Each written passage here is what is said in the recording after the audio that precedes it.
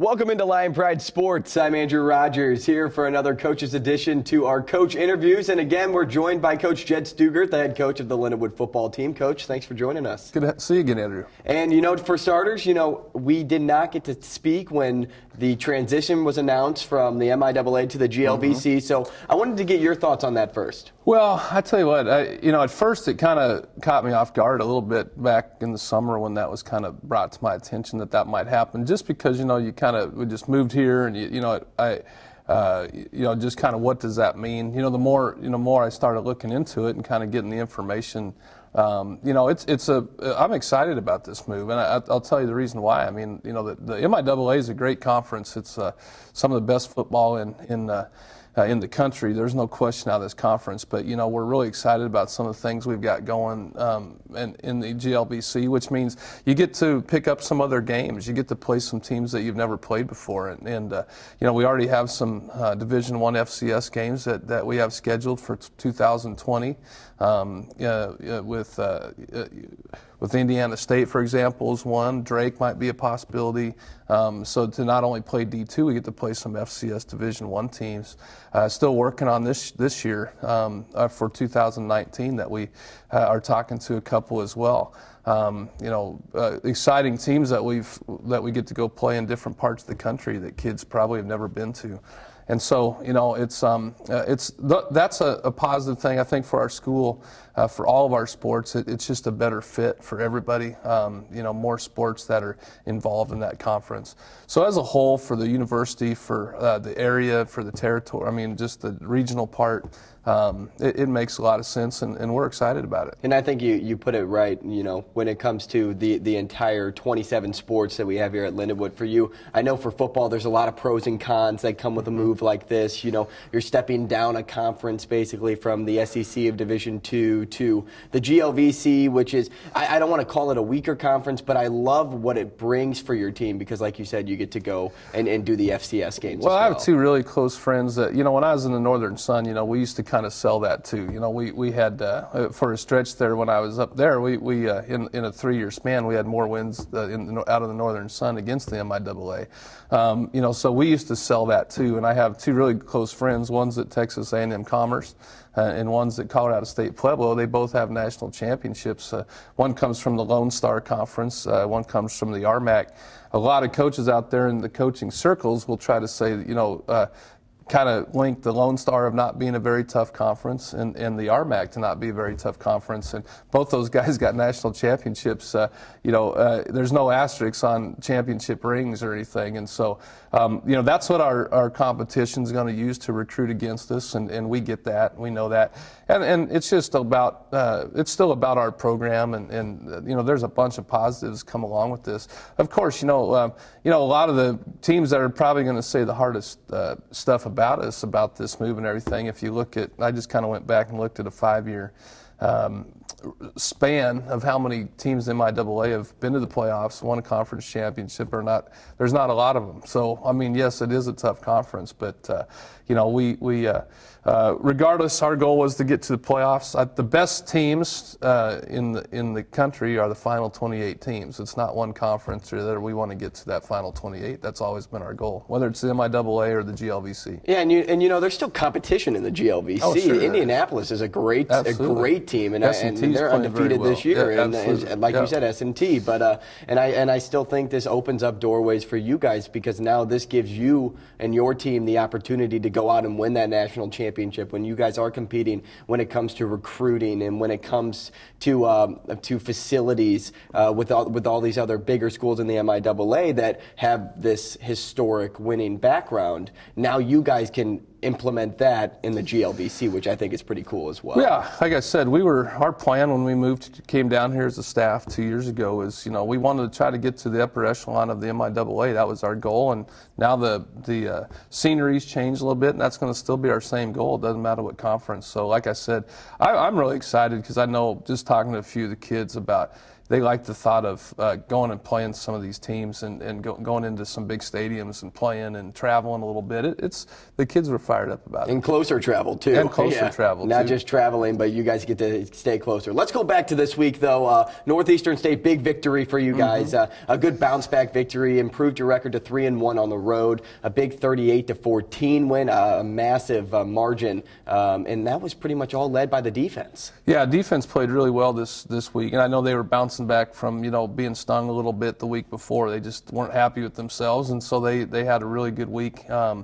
Anytime these are back-to-back road trips over 7 hours, that always kind of concerns you when you're traveling that much, and it does take it out of you. So I was really proud of our team to travel and get up and play on Saturday with some energy, and road wins are always good, but especially long road wins. And our defense had a shutout going there for the majority of the game, and just late scores really all it was, and so really proud of those guys. And like you said, a shutout for 3 quarters to put a confirmation on that, and then also in the first quarter, only 16 yards of offense for Northeastern State, 1 first down. Then you go into the second quarter, and it ends basically with an interception and a great pick in the secondary. But not only that, how big of an impact is that for your offense then? And, knowing that your defense has your back, and then you can just go out, do your thing, and know that, they're going to keep points off the board.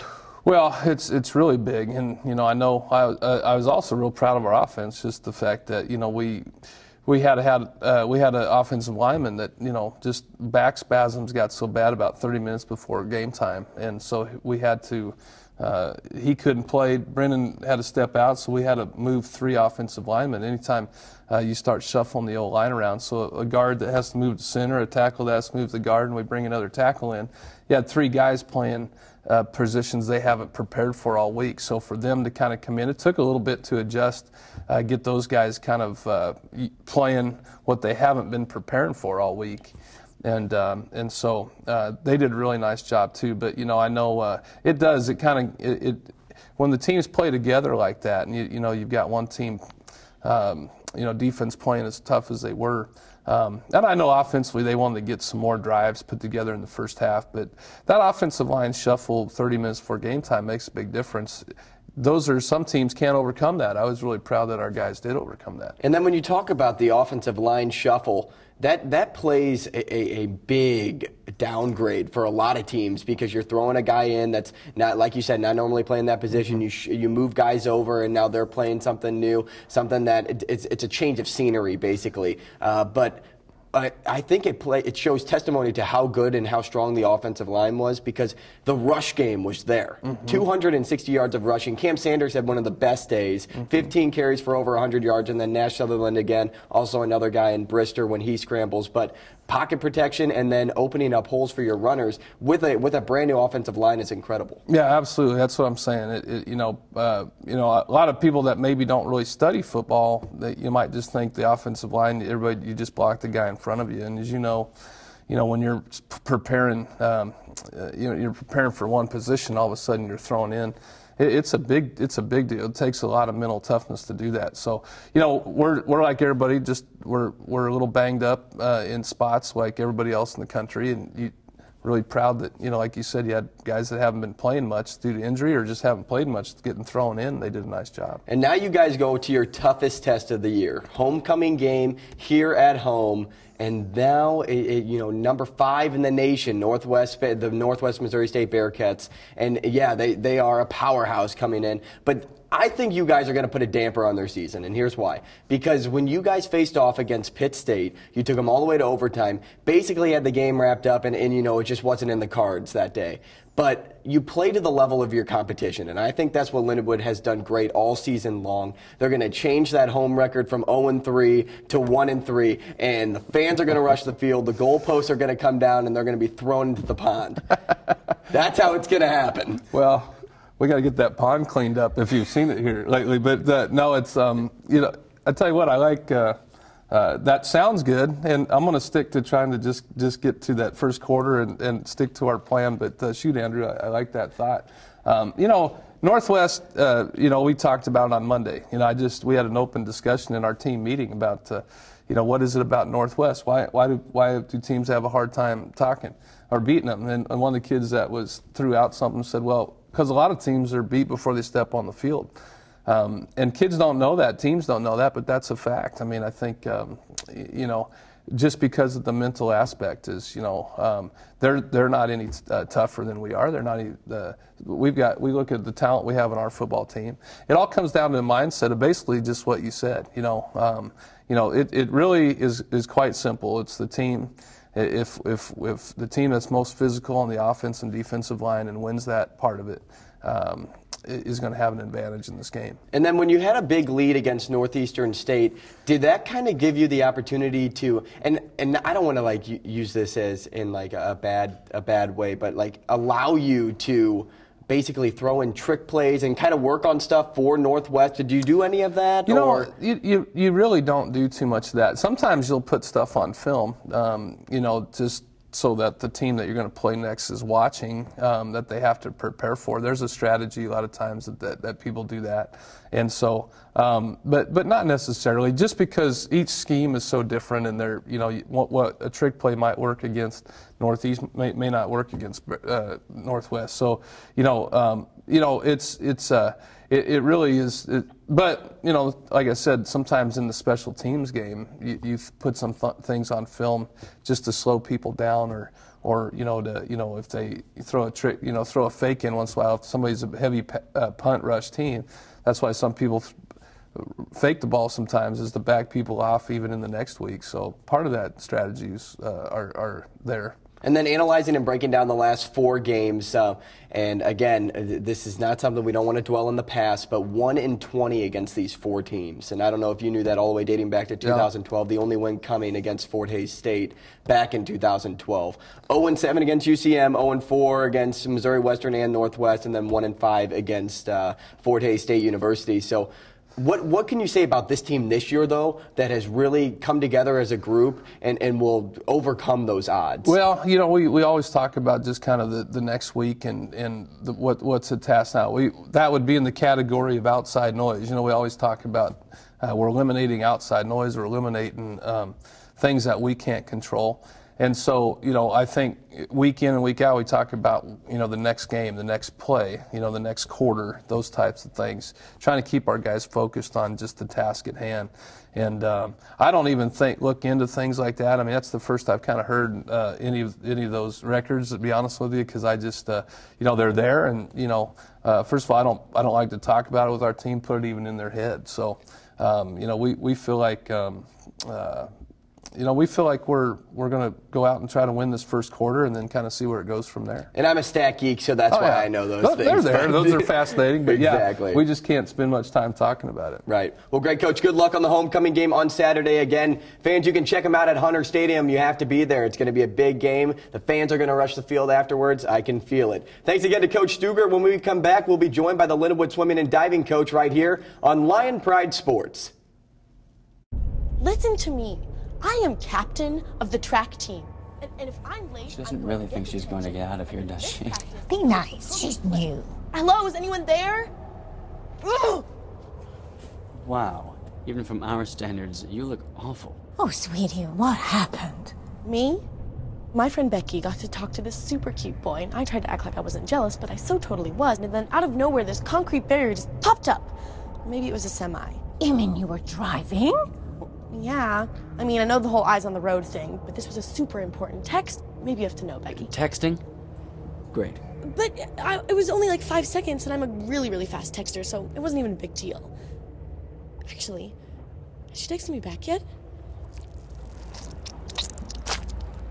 Wow, I get like no bars in this place. I wonder if they have Wi-Fi here.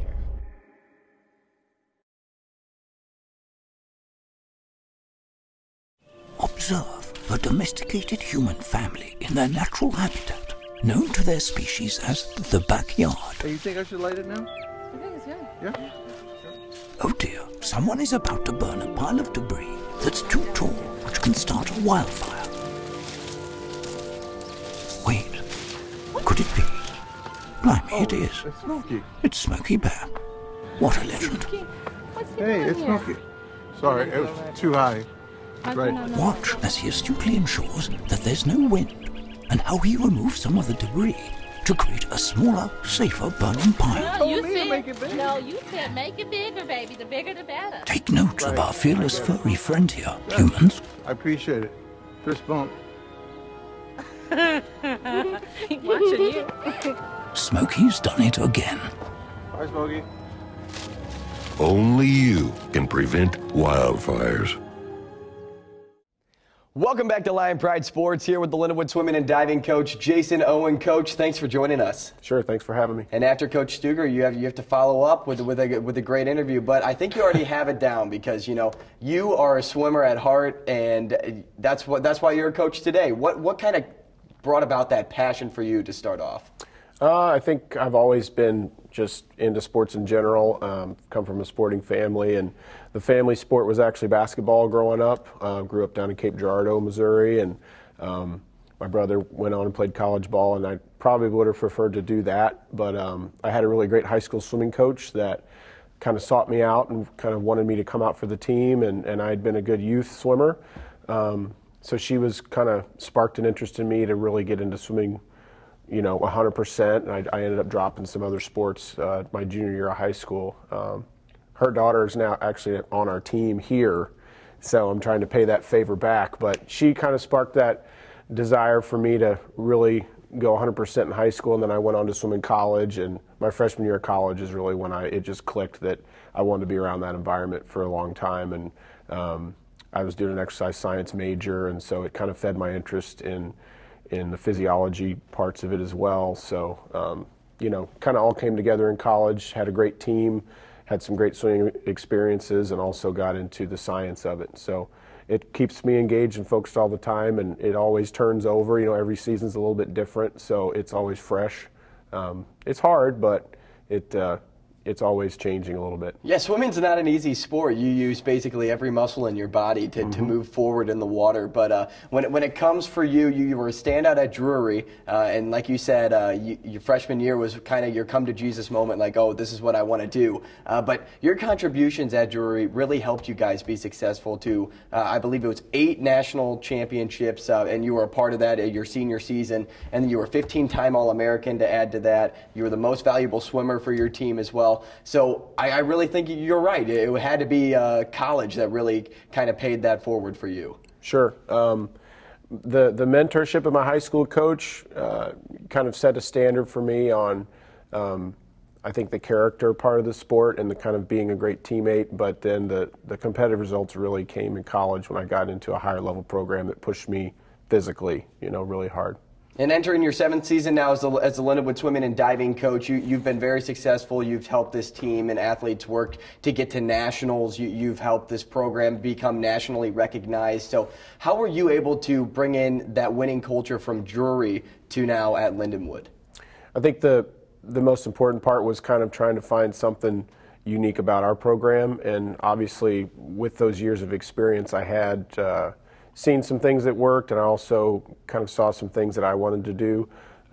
So I think trying to implement our own culture here and try to capitalize on the strengths we have, and obviously carrying over some methods and things that I use there, it kind of made some pretty quick results. But we're always fine-tuning and kind of trying to keep pace with the whole swimming culture, in general. And then what stroke were you preferably best at?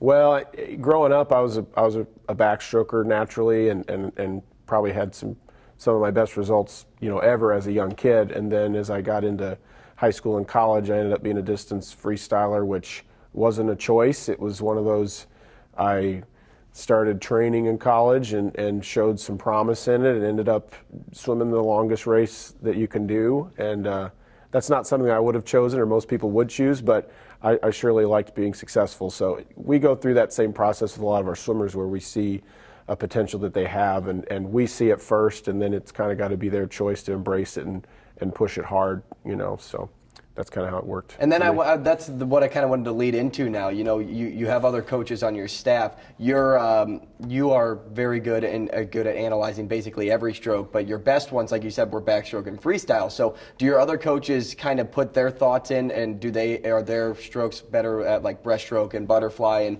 IM and different things like that, and it kind of keeps you guys as one cohesive unit? Absolutely. John, one of our assistants, was a butterfly swimmer. Amanda, his wife, was kind of a middle distance swimmer.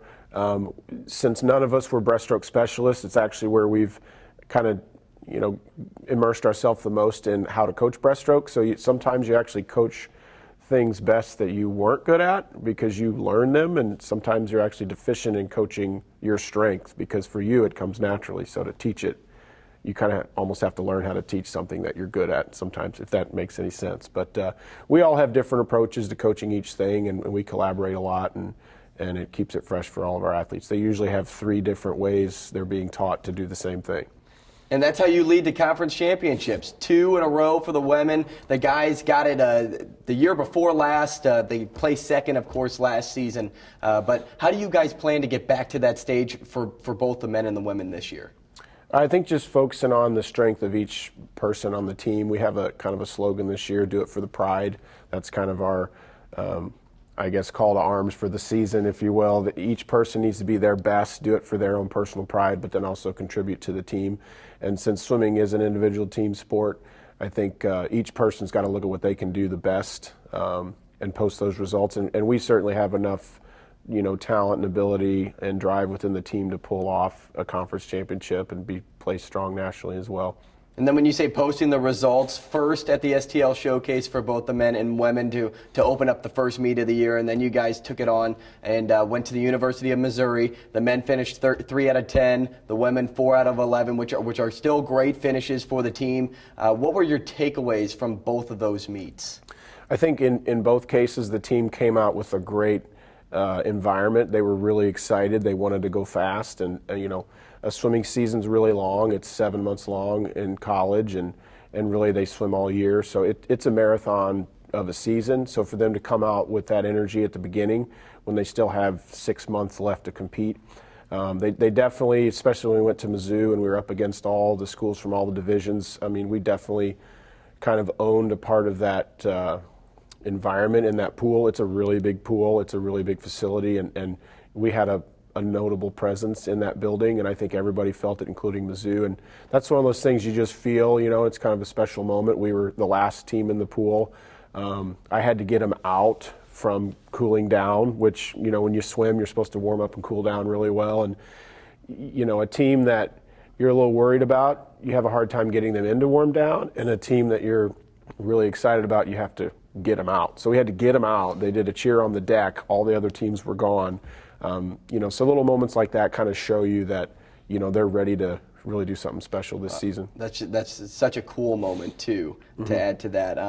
Now, when we look toward the diving aspect of your job title, do you ever give your input in like when it comes to like the diving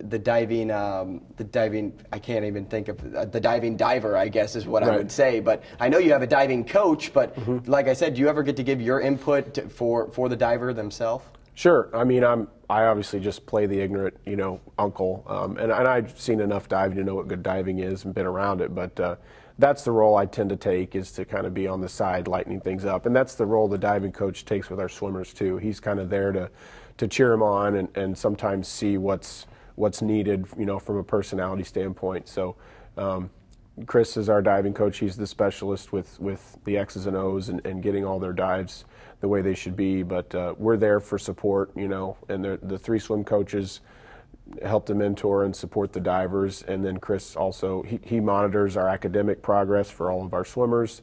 So there's some crossover there, and when we travel together, we're all taking care of each other's meals and planning everything. So it's a group effort. And then I think what makes a good coach sometimes is putting an incentive in your athlete's head. So I know diving was never your strong suit in college. Of course, you were a swimmer, but do you ever give them the incentive of, hey, if we win like a national title, I will go from the highest dive and I will do a flip and like try to make the smallest splash possible? Yeah, actually, John, our assistant, is terrified of heights, so that's always been the motivating incentive is for John to say, if you do X or Y or Z, I'll go off the 10-meter, which he makes those goals pretty hard. So he's always said if we win a team championship, he's going off the 10-meter if we win the national championship. So we got close, got second one year, and he was sweating. But hopefully they scare him again, and we can be there soon too. And then when you talk about the people that have to do that and make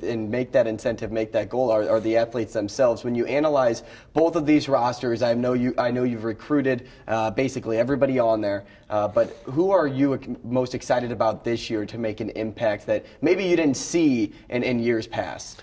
Well, it's probably a combination of our seniors and of our incoming kids, and I don't want to forget the kids in the middle, but that's kind of a trend this year. We have a really strong senior class, and some years you deal with a little senioritis, and you have some people that are trying to get through and finish because it's hard. But I think this year we have a really fresh outlook with our senior swimmers. Most of them have really big goals to be the best they've ever been in a big way, and that's helping to set a tone for the incoming swimmers too, because we have a lot of really strong talent in our incoming class. We have 18 new kids on the team, mostly all freshmen, and we have a couple of transfers.